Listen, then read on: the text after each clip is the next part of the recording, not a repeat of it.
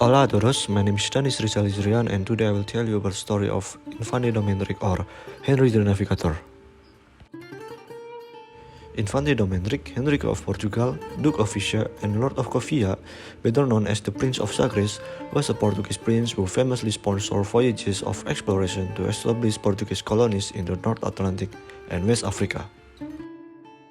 He funded and planned expeditions to satisfy his curiosity, expand Portugal's territory and wealth, and to spread Christianity.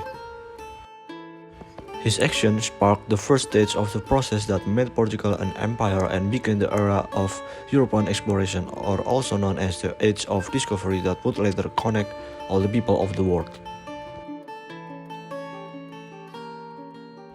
Henrique was born March 4, 1394 in Porto and was the third son of King John I and Philippa of Lancaster, the daughter of John of Count of England.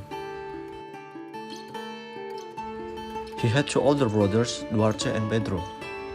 It's thought that the name Henrique was given to him in honor of his maternal uncle, Duke Henry of Lancaster, who would become King Henry IV of England. In 1415, Henrique, his father and older brother, led an attack on Ceuta, a city in Morocco along the Strait of Gibraltar. According to Surara, it were the three princes who persuaded their father to undertake a campaign.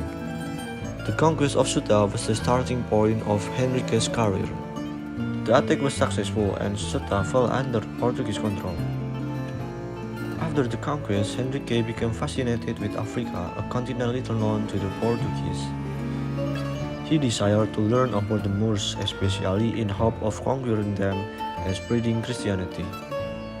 And he became aware of Africa's many resources, which he hoped to exploit for Portugal's advantage. Luis de Camões tells the story of Henrique's journey to conquer the city of Ceuta with his brother in Os Lusíadas Canto 8, stanza 37. Hola a dois infantes, Pedro e Henrique, progenie generosa de Joane. Aquele faz que fama illustrifique de la Germania como que a morte engane. Este, que ela nos mares a publique, por se descrobidor e desengane. Deseta a maura tumida vaidade, primero entrando as portas de cidade. Look at these two princes, Pedro and Henrique, noble offspring of Dom João I. Pedro won for himself in a fame in Germany that death cannot efface. Henrique achieved renown as the great ocean discoverer. He was also the first to enter the gate of Ceuta, so breaking the swollen bubble of the Moorish vanity. Although Infante Dom Henrique was neither a sailor nor a navigator, he sponsored many explorations along the west coast of Africa. The nickname Navigator applied to him by the British, though rarely by Portuguese writer, is a misnomer as he himself never embarked on an exploratory journey. Others say the Infante deserved the title Navigator because he brought together a group of learned maritime designers and experts to design new ships, maps, and navigational instruments. Henrique really wanted Portugal to be at the forefront of the ocean exploration to challenge the Islamic power in North Africa and the Middle East. Therefore, in 1419, Henrique assembled a team of cartography, navigation, astronomy, mathematics, and ship design experts. He commissioned his team to design a new type of ship, one that could sail both upwind and downwind and which could explore unknown treacherous rocky shore, inland waterways, and the open seas. The answer they found based on the type of Portuguese fishing vessel was the caravela. With this new lighter ship, the Atlantic island of Madeira and Azores were rediscovered. They were already known to exist since they appeared in 14th century maps, and Henrique became in charge of exploring and populating them. With this came the enslavement of Africans on sugar plantation in Madeira in the 1450s. A plantation slavery system that was then repeated in other Portuguese colonies. Henrique continued to send expeditions to explore the west coast of Africa and bring something of value, like gold, leather, and some groceries were exchanged for bales of clothes. Numbers were not large but were sufficient for the Portuguese crown to begin minting new coins cruzados from 1457. In Canto 5, Stanza 4 and 5 Camões also refers to Henrique's discovery on Madeira. Stanza 4. Assim fomos abrindo Aquiles maris, que geração alguma não abriu. As novas ilhas vendo e os novos ares, que o generoso Henrique descobriu. De marutinha os montes e lugares, terra que antunum tempo possuiu. Descendo a mão esquerda, que era direita, não há certeza de outra mas suspeita. So we plow our way through water where nobody had ever sailed before the Portuguese. To our left were the hill and town of Morocco, the abode once of the giant Antilles. To our right there was nothing for certain, though rumor spoke of it. Stanza 5. Pasamos a grande ilha de Madeira, que de muito arvoredo assim se chama. Das que nos povoamos, a primeira, mas ele por nome que por fama.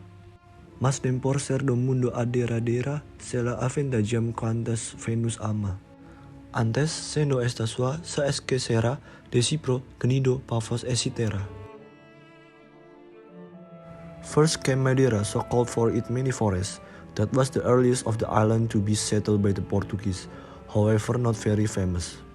And although set on the very edge of the northward, none of those other beloved by Venus can outshine it. Had it to been hers, she would quickly have forgotten Cyprus, Gnido, Paphos, etc. The prince was known to be a devout Christian. He was celibate and had no children and lived a life following the code of chivalry, always dedicated to exploration, the war against the Moors, and the expansion of the Portuguese Empire.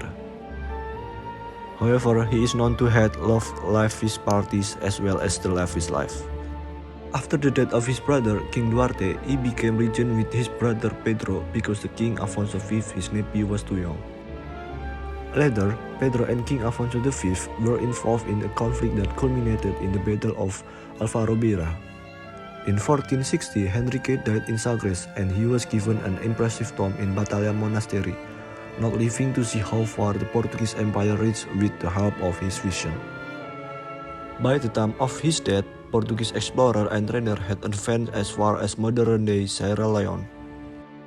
It will be another 28 years before Vasco da Gama under the Portuguese fleet would sail around Africa and complete an expedition to India. Henrique's legacy, like the man, is a complex one. While he opened trade and connected different nations and culture, his colonization effort led to the loss of resources, land, life, religion, culture, and autonomy for the colony's indigenous people. Colonies were established to enrich the colonies with little, if any, consideration for the people who already lived there. Henrique, meanwhile, became a legendary figure thanks to his achievement and such late medieval chronicle of his life as the one written by Surara. Even in the 15th century, some critics did note that the Infante was rather too interested in wealth and harking back to the long gone days of the Crusade. But he was nevertheless widely celebrated for centuries as the founding father of Portugal's maritime empire.